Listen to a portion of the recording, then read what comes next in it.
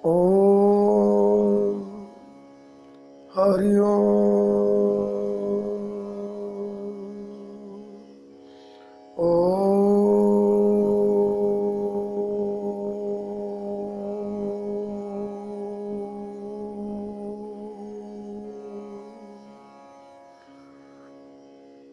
अखंडमंडलाकारं व्याप्तं येन चराचरं तत्पदं दर्शितं येन तस्मै श्रीगुरुवे नमः। ओम शुक्लं ब्रह्मचारिणं परमामद्यं जगद्व्यापिनीं वीणा पुस्तकधारिणीं अभयदां जडान्धकारां पामस्ते स्फाटिकमलिकां विदतिं पद्मासने संस्थितां वन्दितां परमेश्वरीं भगवतीं बुद्धिप्रदां शारदां। प्रियात्मन पतित पावनी माँ गंगा तट ऋषिकेश की तपोभूमि से हम अखंड महायोग में आपका हार्दिक अभिनंदन करते हैं एवं आप में विराजने वाली स्वात्म शक्ति परम सत्ता कुल कुंडलनी को कोटि कोटि नमन करते हैं। आपके मंगल की कामना करते हुए आज का विषय जो हमारा है वह विशुद्धि चक्र। हम यौगिक चक्रों के रहस्य को, जो हमारी चक्र रहस्य नामक पुस्तक है, उसके कुछ प्रकाश बिंदुओं पर प्रकाश डाल रहे हैं। विशुद्धाख्ये महापदे अष्टतीर्थ समुद्भव कैवल्यं मुक्ति पदं ध्यात्वा स्नाति वीरो विमुक्तये। अर्थात कंटकी में पंचम विशुद्ध नामक महाचक्र है जहाँ अष्ट तीर्थ प्रकट होते हैं। वे ही तीर्थ कैवल्य मुक्ति के देने वाले हैं। उन तीर्थों का ध्यान करके वीर योगी लोग मुक्ति के लिए वहाँ पर मन लगाकर स्नान करते हैं। विशुद्धि चक्र गर्दन के पिछले भाग में कंठकूप के पीछे विशुद्धि चक्र स्थित है, जो शुद्धिकरण का केंद्र है। इसका प्रतीक 16 पंखुड़ियों वाला कमल पुष्प है और इस कमल का रंग जामुनी है। कमल के केंद्र में श्वेत व्रत है जो आकाश तत्व का यंत्र है। इसका बीज मंत्र हम है। विशुद्धि चक्र का वाहन सफ़ेद हाथी है। विशुद्धि चक्र के में सम्यक विचार विवेक का उदय होता है, जहाँ जीवन के द्वैत भाव को स्वीकार किया जाता है। सद और असद में बिना भेदभाव किए घटनाओं को उनके क्रम में घटने दिया जाता है। जीवन की धारा के साथ एक स्वतंत्र प्रवाह होता है। विशुद्धि चक्र वाक्तंतु, कंठ प्रदेश और थायराइड एवं पैराथायराइड ग्रंथियों को नियंत्रित करता है। इस चक्र पर एकाग्रता का अभ्यास कर शरीर में इस क्षेत्र के विकारों एवं दोषों को ठीक किया जा सकता है। कंठ केंद्र वह स्थान है जहाँ अमृत और आस्वादन किया जाता है। जहाँ अमृत का स्वादन अर्थात जब खेचरी मुद्रा में जाते हैं तो उस आनंद को भी यहीं से लिया जाता है।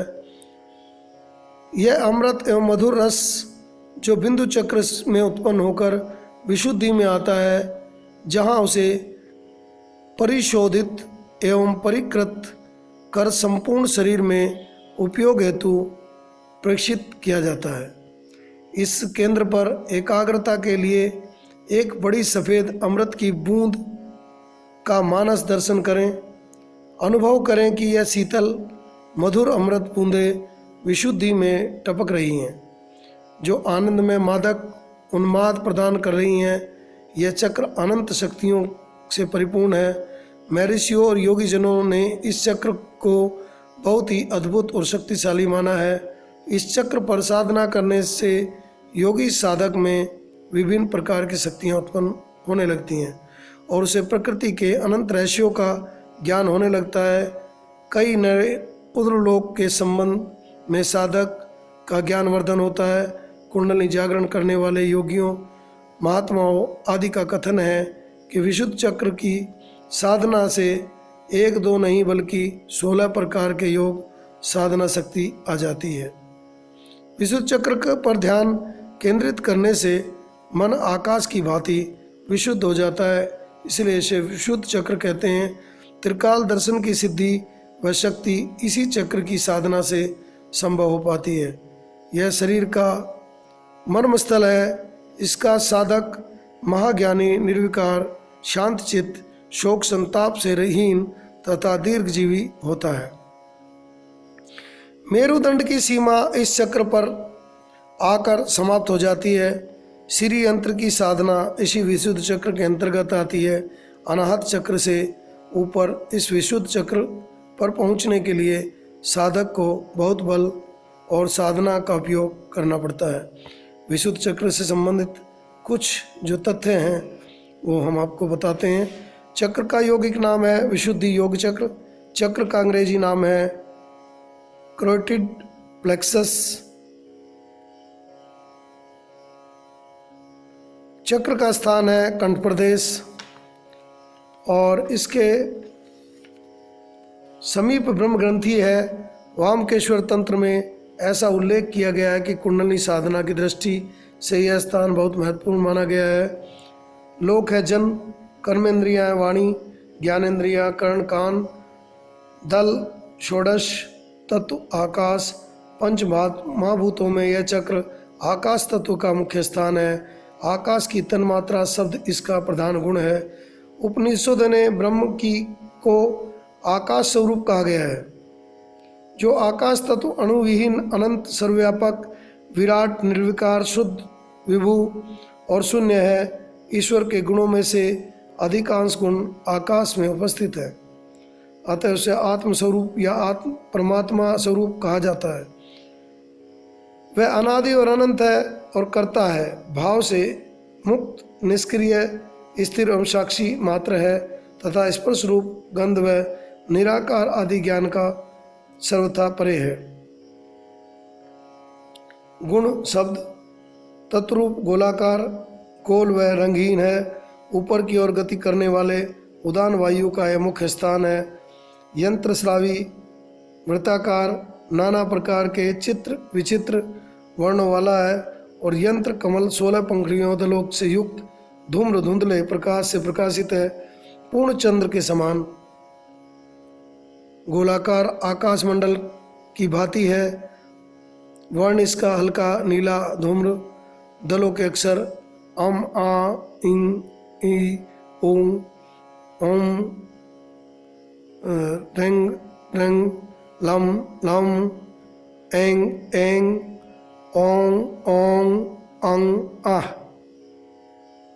बीज मंत्र हम है। बीज मंत्र हम से अत्यंत उज्ज्वल निराकार आकाश तत्व का ध्यान त्रिकाल ज्ञान होता है उसके ध्यान से, तथा अणिमा और अष्ट सिद्धियों की प्राप्ति भी इसी से होती है। वाहन है हाथी, जिस पर देवता विराजमान है। पंचमुखी सदाशिव देव इसके जो है वो पंचमुखी सदाशिव हैं। देव शक्ति, शांकनी, बीजवर्ण, स्वर्णिम, ध्यान सिद्धि, वाणी सिद्धि, आकाश तत्व से संबंधित सिद्धियां, शून्य ब्रह्म का ज्ञान, शब्द ब्रह्म का ज्ञान, संगीत सिद्धि, प्रखर विद्युता, आयु वृद्धि, महाज्ञानी, शांत चित्त, आरोग्य, शोक रहित, दीर्घायु, कवित्व शक्ति, सब इससे पूर्ण हो जाती हैं। विशुद्ध चक्र पर ध्यान लगाने से दया, क्षमा, साहस, आत्मनियंत्रण, शुद्धता और समन्वय के गुण प्राप्त होते हैं और समस्त शास्त्रों का विज्ञान होता है। इसलिए अनाथ चक्र को अच्छी साधना के उपरांत साधक को अपने संपूर्ण मनोयोग से के साथ कंठ स्थान पर विशुद्ध चक्र में अपने प्राणों को अर्थात कुंडली महाशक्ति को अदम्य उत्साह के साथ प्रवेश कराना चाहिए। जैसा कि बताया जा चुका है कि विशुद्ध चक्र 16 पंखुड़ियों दलों वाला, जिसका रंग नीला आकाशीय है, एवं हम जिसका बीज मंत्र है, इस चक्र में प्राणों का प्रवेश कराते ही कुंडली शक्ति के प्रवेश से यह चक्र परम प्रकाश से उदित हो उठता है और इस चक्र से संबंधित सोई हुई शक्तियाँ पूर्ण रूप से जागृत हो जाती है। यह चक्र पूरी तरह से घूमने लगता है तथा चक्र से संबंधित समस्त शक्ति योगी के शरीर में अपने कार्य करने लगती हैं। यह चक्र पर संयम करने से गले के समस्त विकार दूर हो जाते हैं। इससे कंठ चक्र में वाणी के देवता और शक्ति का निवास है। चक्रों का भेदन गुरु गम्य है। गुरु कृपा से ये कुंडली शक्ति में आने पर स्वतः ही प्रकट होने लगता है, अन्यथा भवाभवी में भटकते भटकते पूरा जीवन बीत जाता है। और पुस्तकों में आप आश्रय ले भी लेते हैं, लेकिन इस गुरु गम्य ज्ञान को सबको दिया नहीं जाता। इस शक्तिपात दीक्षा के बाद बहुत ही सहज रूप से संपूर्ण वृत्तांत को अपने आप में प्रकट करने लगता है। आपकी आत्मा ही आपका गुरु रूप में लक्षित हो जाती है और अपने लक्ष्य की पूर्ति कराती हुई चलती है। इसलिए बार बार धोखा नहीं खाना है, केवल इसी जीवन के रहते हुए उस परम पद को पाना है, उस परम तत्व को पाना है, उस परम को जानना है। देखिए, हमेशा से रहा है, कबीर साहब ने भी कहा है, झूठी कहूँ तो बतियाते, उन्होंने कहा सांची कहूँ तो मारण धाम है, झूठी कहूँ तो बतियाना। जब लोगों को झूठी बातें करता हूँ तो बातें करते हैं, नहीं तो मारने के लिए भागते हैं। इस मार्ग में आने के लिए आपको अपने आप को संभालना होगा और भगवान से प्रार्थना करनी होगी, प्रभु मेरे उस मार्ग को प्रशस्त करो जिससे मैं कह उठूँ, बड़े भाग मानुष तन पावा, सुर दुर्लभ सब ग्रंथ नहीं गावा। अभी तो हाहाकार करते हुए मन इधर से उधर रोता हुआ फिर रहा है, तो कैसे मैं कहूँ कि मेरे भाग्य का उदय हो गया है। आइए हम सब अपने भाग्य का उदय करें, इस परम को जानें। इसी परम भावना के साथ आपके आत्म कल्याण की कामना करते हुए मैं अपनी वाणी को विराम देता हूँ। हरि ओम तत्सत, हरि ओम तत्सत, हरि ओम तत्सत।